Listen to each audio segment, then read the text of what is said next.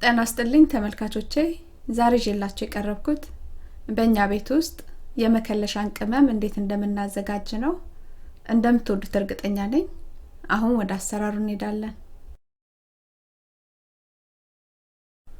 የመከለሻ ቅመሙን ለማዘጋጀት የሚያስፈልገን የኮረሪማ ፍሬ፣ ጥምዝ፣ ከሙን፣ ቀረፋ፣ ቁንዶ በርበሬ፣ ቅርንፉድና ገውዝ ናቸው።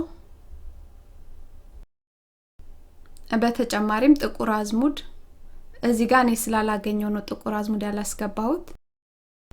እናንተ ግን ጥቁር አዝሙድ የምታገኙ ከሆነ ማስገባት ትችላላችሁ። ቅመሞቹን ሁሉንም እናመሳቸዋለን። መጀመሪያ ቀረፋውን ነው ማምሰው። ሙሉን አላደርገውም፣ የተወሰነውን ነው አምሼ የማደርገው።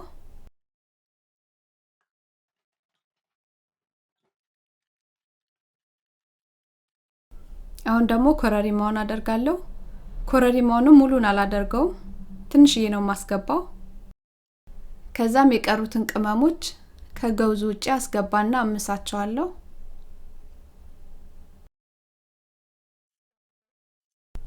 ገውዙን አላመስኩትም፣ እናንተ ከፈለጋችሁ ግን ማመስ ትችላላችሁ።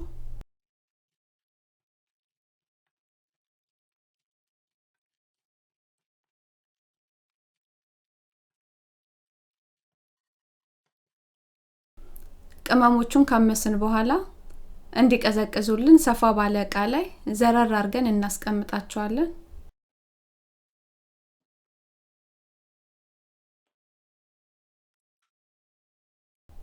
የገውዙን የውስጠኛውን ክፍል ብቻ ነው የምንጠቀመው።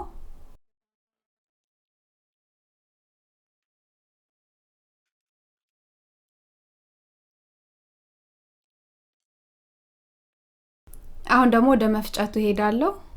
በመጀመሪያ መፈጨው ቀረፋውንና ገውዙን ነው።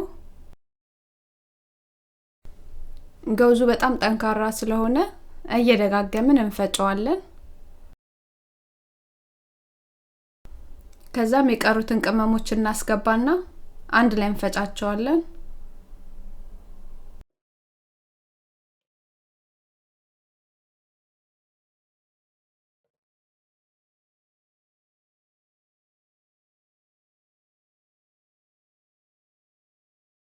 በመጨረሻም ቅመሙ ይሄን ይመስላል። ቀረፋውና ገውዙ ከስር ስላለ ቅመሞቹን አንድ ላይ እናዋህዳቸዋለን ወደ እቃችን ከማስገባታችን በፊት።